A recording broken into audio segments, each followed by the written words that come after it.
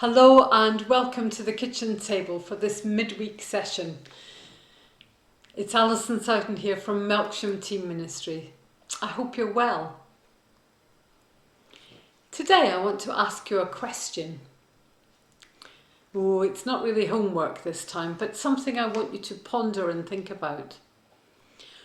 What is it that gives you fire in the belly? Is there anything that makes you feel really strongly that you would need to protest, to bring about change, to say, not in my name, or enough of this?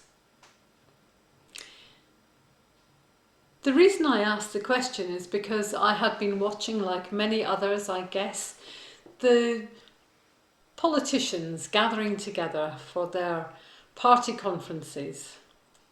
This week we've had the Conservatives meeting in Manchester, and I was listening to a speech being made by our Prime Minister as he was rallying his troops. There is no doubt that he has a certain charisma for those who like that style, and whatever your political persuasions, that might have moved you, inspired you, or you might have had a very different response. The passage of his speech that I found the most difficult was when he was talking about those people who have been protesting, Insulate Britain. And it made me think about what it is that moves you, that inspires you to glue yourself to a piece of tarmac, to sit down in the place of danger, to stop traffic, to cause chaos. What is it that makes you say enough is enough? The rhetoric that was used by Boris Johnson about old crusties and a real demeaning and belittling of those who would protest made me think about my own life and the times in my life where I have said, not in my name. I don't want this to be in my name. I can't be on my own, but I've certainly been at many a protest march. And whatever your political persuasions or your ideologies, I think for me there have been times in my life where things felt so profoundly wrong that I had to stand up and be counted. Now, over the years, those things are many and varied. I can remember as a very young woman protesting at the closure of the MG factory at Abingdon. It felt like it was being done for the wrong reasons, and it felt like I wanted to be part of that protest, thinking about the workforce, thinking about what was going on for the car industry, and I was part of that protest. Then we had the Falklands War, and I can remember pushing my son as a toddler in a pushchair, being part of that protest, wanting to say that if war is the answer, we have asked the wrong question. I can remember being stood outside nuclear weapons establishments, wearing an alb, the robes of a priest, tying white poppies to a fence and saying, not in my name, because I believe as a Christian the stewardship of the planet is part of our call, and there was no way I could reconcile the pressing of a button on a nuclear warhead with the care of our planet. There have been many times where I have stood up to be counted, and I'm sure there will probably be many more. So what is it that gets you to that point of saying, not in my name, or enough is enough? It's interesting that as we go through the years, the power of protest has changed. The freedom to protest has changed. We're not now meant to gather in crowds.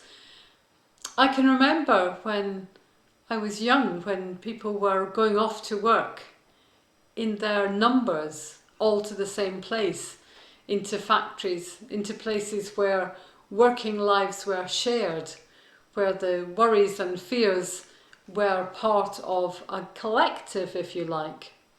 Nowadays we are so insular.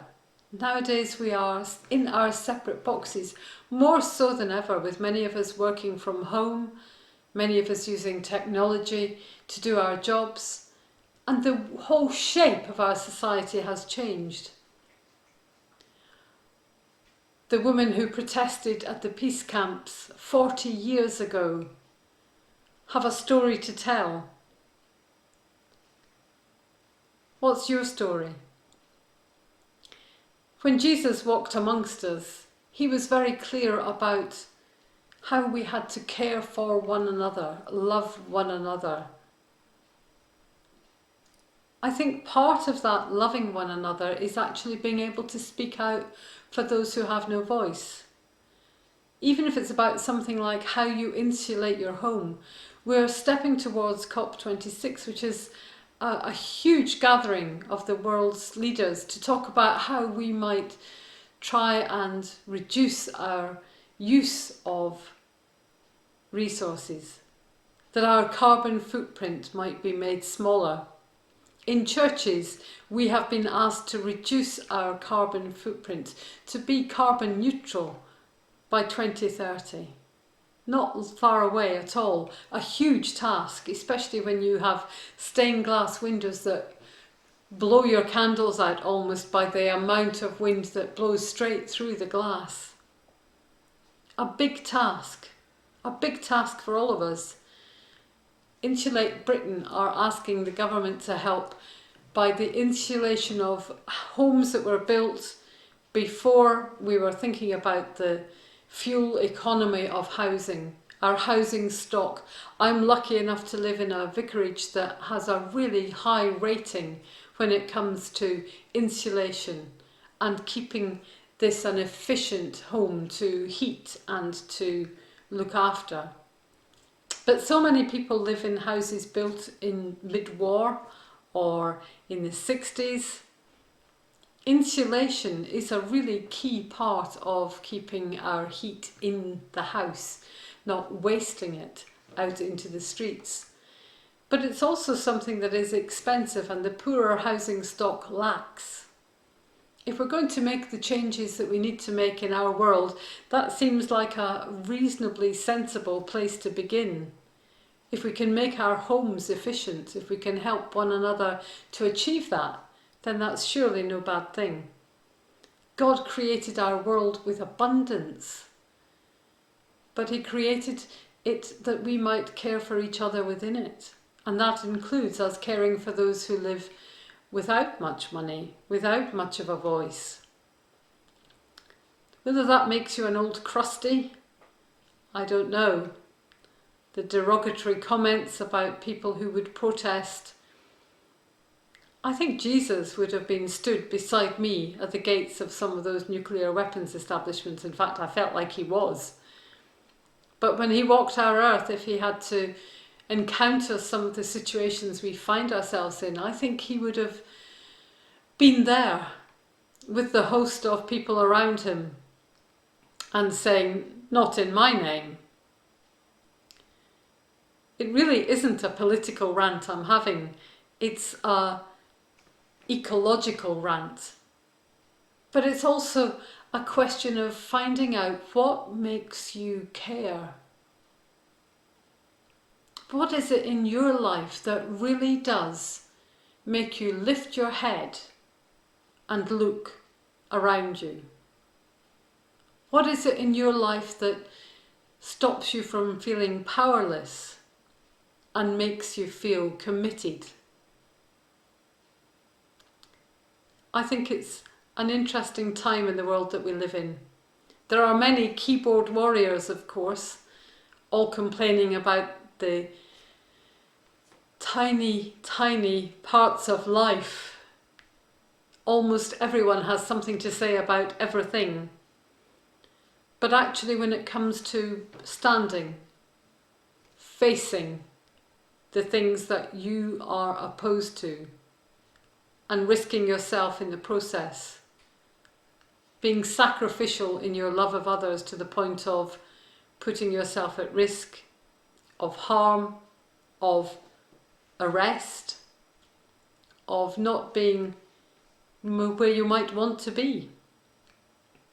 I remember speaking some time ago about those nannies that were anti-fracking in our country, protesting, standing in front of diggers, waiting to be arrested in a floppy kind of way, not fighting, not destroying, but saying enough.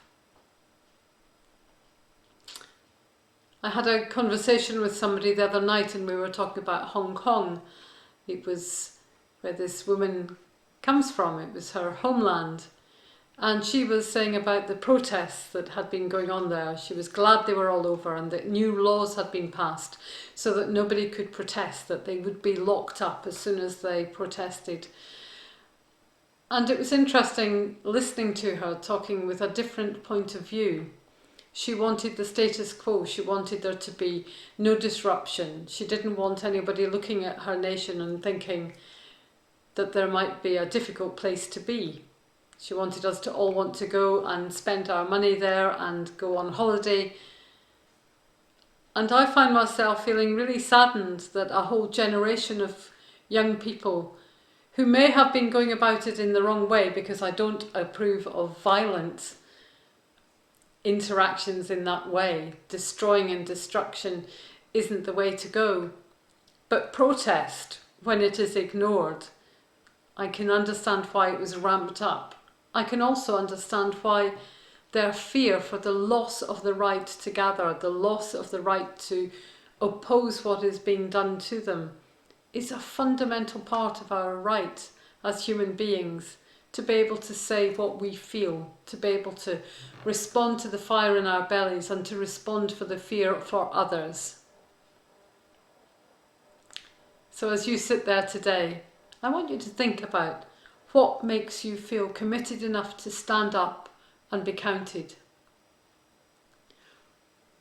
What makes you want to really make a difference for other people in this planet, in this town, maybe even in your home? How do we make our hearts and our heads part of the active care of our world around us? It's an interesting challenge. I think my prayer is that we don't lose the fire in our belly, that we are able to speak up for those who have no voice or the voice is never listened to.